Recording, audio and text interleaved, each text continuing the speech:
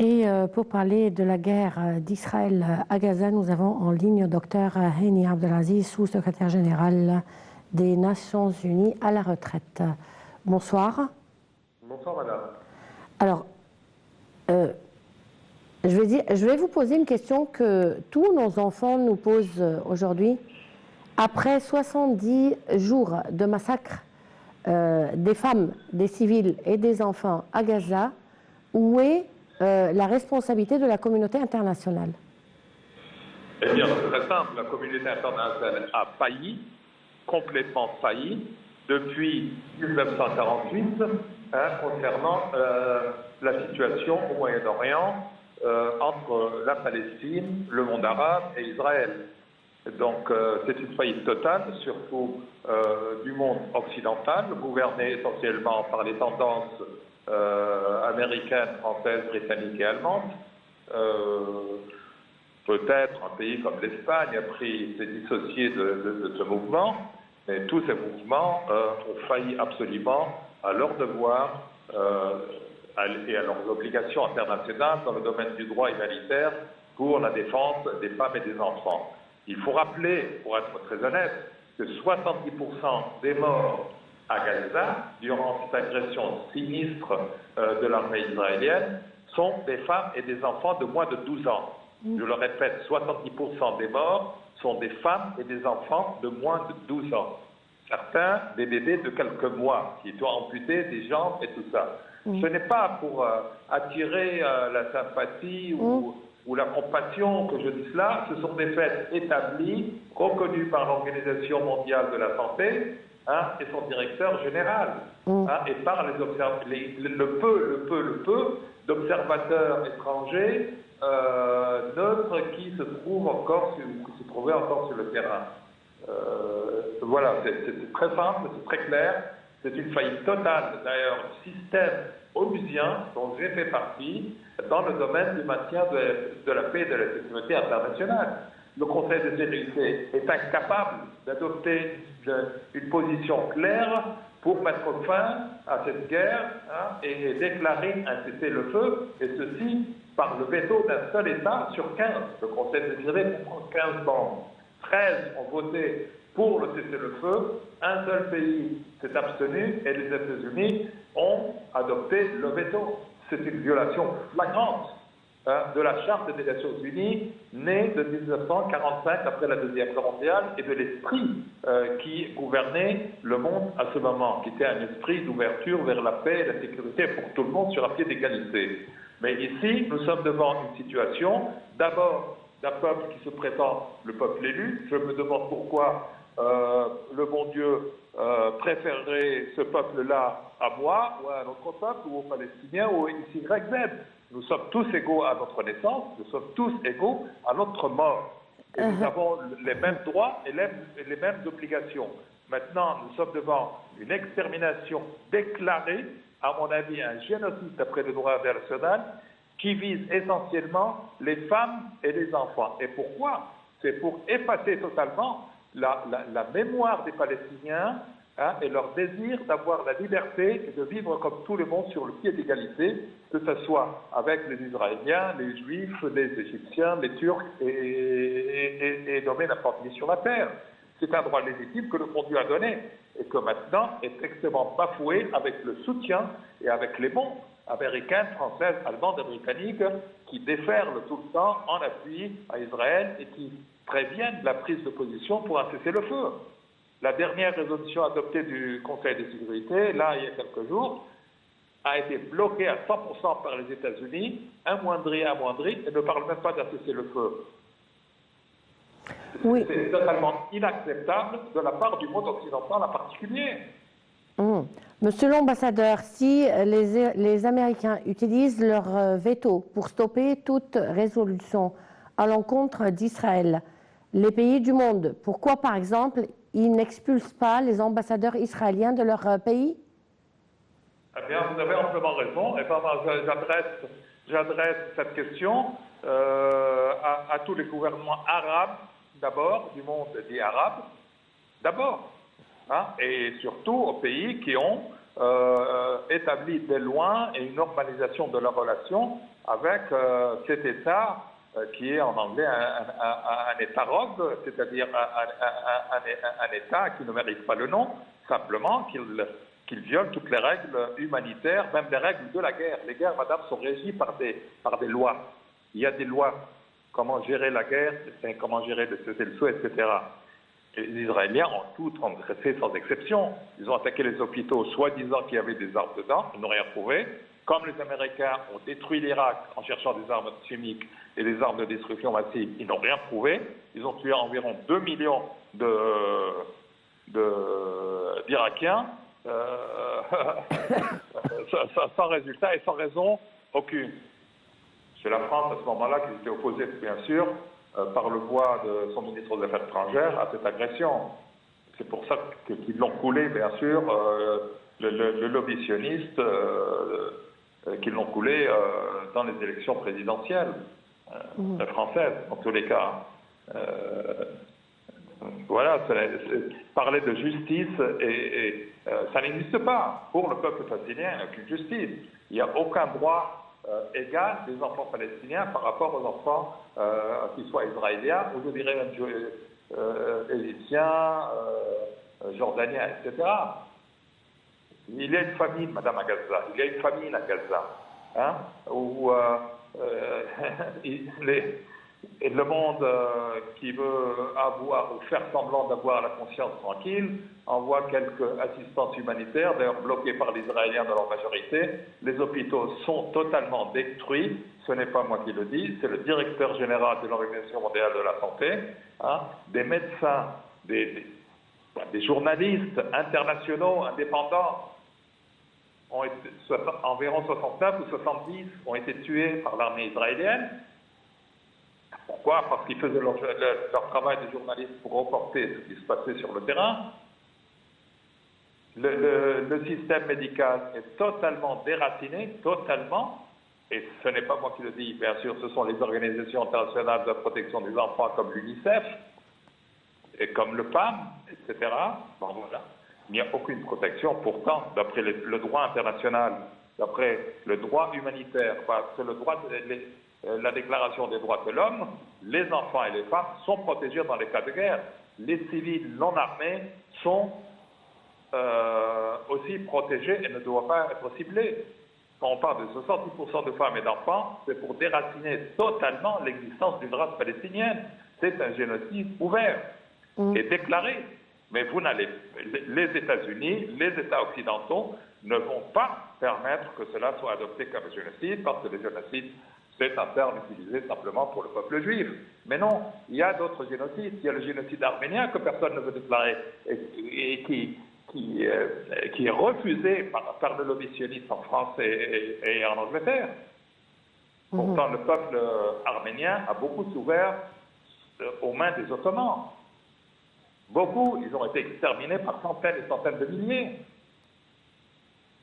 C'est le même cas pour les Palestiniens aujourd'hui. On leur dénie le droit. Même l'eau est interdite, madame. Même l'eau est interdite. Même les puits ont été minés, hein, et du ciment et du béton pour les boucher, pour les empêcher de trouver de l'eau à boire. Vous voyez jusqu'à quel point la déshumanisation des Palestiniens se passe actuellement depuis plus de 79 jours, comme vous l'avez bien dit. Monsieur l'ambassadeur, c'est clair que c'est une honte pour l'humanité avec toutes ses formes.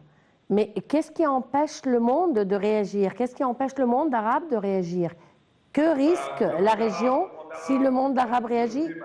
Moi, je vous le dis tout à fait franchement, et nous sommes en direct, ça n'existe plus. C'était un idéal qui a disparu. Ceux qui coopèrent le plus aujourd'hui avec Israël, on le connaît, c'est les États du Golfe, les États pétroliers qui ont des projets communs. Toute l'affaire de Gaza se résume en quelques mots. D'abord, l'interdiction aux Palestiniens d'avoir un État à eux. Deux, les intérêts pétroliers. Il y aurait apparemment abondance de gaz dans la mer en face de Gaza, abondance de gaz sur le territoire. Il y a des pipelines qui devraient passer par là tout ça. Il y a l'idée israélienne avec les Émirats arabes, je le dis franchement, hein, de creuser un canal parallèle au canal de Suez, simplement pour affaiblir l'Égypte. Il y a le projet extrêmement dangereux, et pour lequel le président Sisi a refusé catégoriquement, celui du déplacement et la création d'un État palestinien dans le Sinaï. Mais les Palestiniens, ils ont leur terre, qui s'appelle la Palestine depuis des milliers d'années. Un État qui avait sa monnaie, qui était sur la carte, remonté aux cartes jusqu'en 1947. Depuis des centaines d'années, il y avait la monnaie palestinienne, il y avait les passeports palestiniens. Madame Golda Meir, qui a été Premier ministre israélien, portait un passeport palestinien, très clairement. Et ça, c'est notoire, c'est publié dans la presse partout dans le monde entier. Chez Shimon Peres, pratiquement tous les Israéliens qui se sont battus à ce moment-là dans des groupements terroristes comme la Haganah, comme Shtod et comme Irgun, qui étaient considérés des mouvements terroristes par les Britanniques, hein, portaient des passeports palestiniens. Il y a usurpation de tout le système. Monsieur l'ambassadeur, personne ne peut questionner l'appartenance des Israéliens à leur terre. Ça, c'est une chose que personne ne questionne et tous les gens instruits le savent. Et c'est très clair dans les documents et dans les cartes. Les Palestiniens, madame, ou les Israéliens? Les Palestiniens. Ah, d'accord, oui. Les Palestiniens, bien sûr. Oui, mais c'est ce qu'on dit en anglais, c'est du lip service. Tout le monde le dit verbalement. Mais sur l'action, est-ce qu'il y a eu des ambassades israéliennes qui ont été fermées? Pas du tout. Est-ce qu'il y a des ambassadeurs israéliens qui ont été soit chassés, soit les ambassadeurs de nos pays rappelés? Est-ce qu'il y a eu un boycott du pétrole? Est-ce qu'il y a eu un embargo sur les armes qui ne font que de tuer à longueur de journée? Non, il n'y en a pas. Malheureusement, il y a des moyens d'agir encore beaucoup plus puissants que le soutien verbal, moral du bout des lèvres. Non, il y a fait. Et malheureusement, aussi, le monde arabe a failli à sa responsabilité sous les pressions, bien sûr, du monde occidental. Mais c'est très clair, monsieur l'ambassadeur, qu'Israël a un plan très précis qu'elle voudrait exécuter par ce génocide contre les Gazaouis. Et aujourd'hui encore, le Premier ministre israélien Benjamin Netanyahou l'a affirmé, cette guerre prendra encore longtemps. C'est-à-dire? Madame, c'est-à-dire le vrai objectif d'Israël est l'expansion graduelle en dehors de ses frontières qui ont été reconnues dans les plans des Nations Unies et dans les accords d'Oslo. Ils veulent avoir leur hégémonie aujourd'hui sur la bande de Gaza et la Cisjordanie, qui est une expansion immense et qu'ils considèrent la terre promise par Dieu. Ça, c'est la première étape. La deuxième étape, je vous remets à la Bible, je vous remets à la Torah, qui parle du grand Israël, qui va du Nil, du fleuve d'Égypte, exactement, on dit le fleuve d'Égypte, donc du Nil jusqu'à l'Euphrate, en Irak. Voilà, ça, c'est un objectif des extrémistes israéliens comme M. Netanyahu. Des extrémistes d'extrême droite. Donc même l'Égypte n'est pas à l'abri de ses ambitions. Ça leur prendra encore 50 ans, mais ça a déjà pris à Theodor Herzl en 1997, 50 ans, quand il a, à la conférence de Bâle en Suisse, je répète, en 1797, ils ont approuvé le plan de la création d'un État d'Israël en 50 ans. Ça a été exécuté en exactement 51 ans, 1997 et 1948, voilà.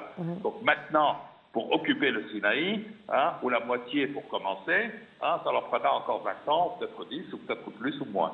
Mais en tous les cas, je suis convaincu, c'est ma conviction personnelle, c'est mon opinion à moi, peut-être d'autres personnes, que ils ont cette ambition.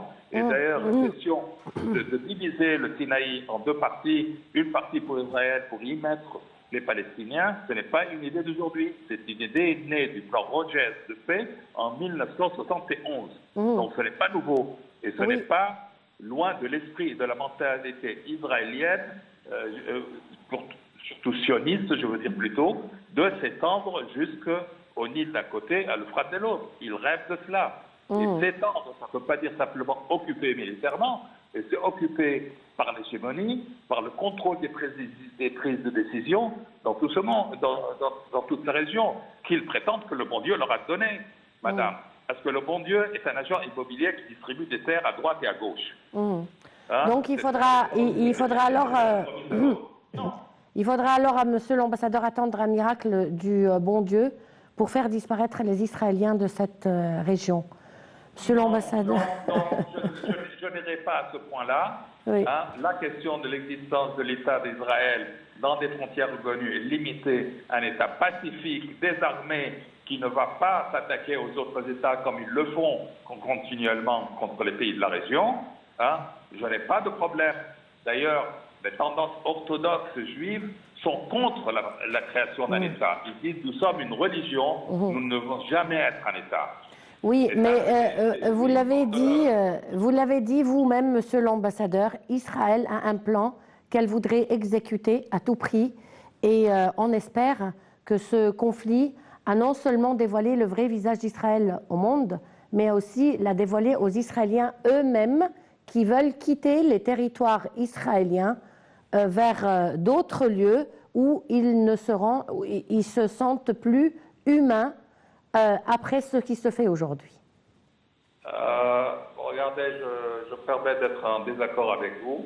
D'après ce que je viens de lire récemment, 1,9 simplement des Israéliens sur la terre où ils existent, l'État d'Israël, 1,9% sont contre la guerre à Gaza, contre l'extermination du peuple palestinien. Donc moins que 2%, tout le reste sont en appui total à la politique de Netanyahou et à sa guerre offensive et agressive contre les Palestiniens. Non, je ne suis pas tout à fait d'accord que le public israélien, il y en a une partie qui a dû partir parce qu'ils ont craint la situation, mais dès que détériorer les plans, ils vont probablement tous rentrer. Mais ce n'est pas des millions qui sont partis, hein. Il y a quelques centaines de milliers, probablement les premiers jours, c'est tout. Non, les Israéliens, dans leur ensemble, se sentent menacés et ils veulent, à n'importe quel prix, il ne faut pas prendre ce que je dis pour les auditeurs, non.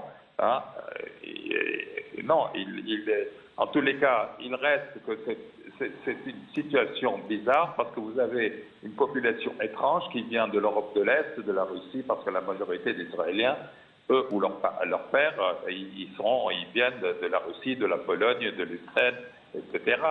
Très peu viennent de l'Occident. Ceux qui viennent des pays occidentaux, ils ont une belle vie en France, aux États-Unis, en Angleterre, en Allemagne, etc. Ils ne veulent pas aller en Israël. C'est ceux qui étaient sous l'Union soviétique qui ont émigré vers l'État d'Israël et se sont implantés là-bas dans les colonies, etc., et dans les kibbutz. Et ceux-là, c'est pour ça qu'ils sont tellement féroces dans leur guerre. Est-ce qu'ils vont retourner? Non. Et d'ailleurs, on ne demande pas de retourner. Nous, on demande le retour, et les Palestiniens surtout demandent le retour des Palestiniens réfugiés dans les États voisins et dans le monde entier pour qu'ils rentrent sur leur terre natale. Sur leur terre natale, pardon, sur leur terre natale. Hein, et que ce pays qui doit exister, la Palestine, vive côte à côte avec l'État d'Israël, ou bien qu'il y ait un seul pays où tous les citoyens seraient égaux, qu'on puisse l'appeler Jérusalem ou quoi que ce soit, Palestine, ça ne m'intéresse pas. Ce qui m'intéresse, c'est que tous les citoyens aient même les mêmes obligations et les mêmes droits. C'est possible dans un seul État, c'est possible que les Palestiniens aient leur État pacifique avec un Israël pacifique aussi. On l'espère vivement. Moi, j'ai bon espoir, peut-être pas dans ma génération, peut-être pas dans ma vie, mais l'histoire, madame, elle s'écrit en termes de siècles. Et les Israéliens se trompent qu'ils peuvent continuer à se maintenir par la force brutale seulement. Ce n'est pas possible. S'ils veulent vivre dans la région, ils n'ont qu'à vivre pacifiquement avec tout le monde et une coopération pourrait naître dans l'intérêt et des Palestiniens et des Israéliens et de toute la région sans exception. Moi, ce qui m'étonne, c'est qu'on considère les Palestiniens ou le Hamas et je ne sais qui d'autre comme des États terroristes. Madame, je voudrais vous rappeler et rappeler à l'auditeur que pendant la Deuxième Guerre mondiale, l'Allemagne a déclaré que les mouvements de résistance français et le gouvernement de Vichy étaient des terroristes. C'est pour ça que le maréchal Pétain, président de la France de Vichy, donc du sud de la France, qui était resté libre et pas occupé par les Français, et qui résistait, et donc qui collaborait avec les Israéliens, a été condamné à la peine de mort, à la libération de la France.